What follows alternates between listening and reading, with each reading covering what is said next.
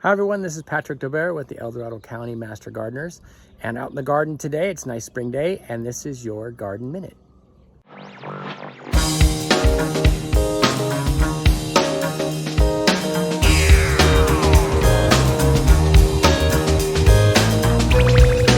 We are out in the garden today. You can see the asparagus coming up, along with some onions and garlic in the background. And we've got some fava bean cover crop there.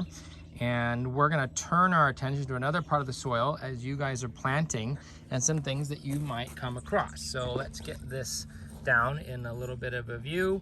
And all right, so I hope I can get the camera to stay for you guys.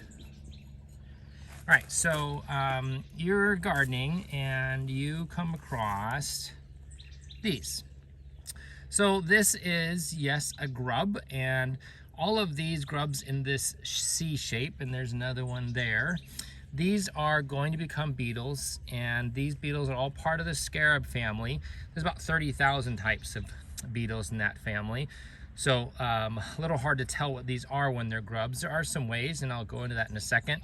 But I don't want you to panic when you see these. I want you to give yourself a little pat on the back, because that means you have good organic soil, because they wouldn't be in here if they didn't have things to eat. And yes, they will eat your new plant roots, but you'll find them in areas where you don't have a lot growing yet. And so again, it's a good sign of soil. Don't panic. Now, what do you do with these? Well, generally people displace them. You feed them to their chickens or move them to another part of the yard, or they do something else with them. But remember, you know, there are there's an ecosystem in your garden, so don't panic when you see these. And if you had new seedlings coming in, they might chew on them. But in general, these probably aren't that harmful in your garden. Your plants will do fine. This is different than they're in your lawn.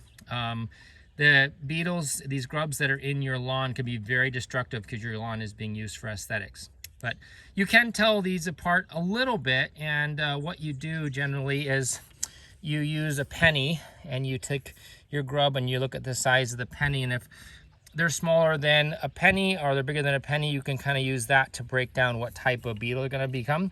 So this size grub with that size penny could be a June beetle. You can also look at this fold right here, this raster, and look at the shape of it and see if it is a single curve or it has a double, like you would draw like a seagull on a piece of paper, and you can also tell a difference. But again, these are grubs. This dark area is the fecal matter that's in the bottom end of your grub. And again, don't freak out when you see these. Give yourself a pat on the back that you have a garden full of organic matter, and just look at your ecosystem. Your soil is alive, and you can displace them. Again, give them to your chickens or put them somewhere else in the yard, because the beetles have a purpose too. But again, these are not that useful in your lawn.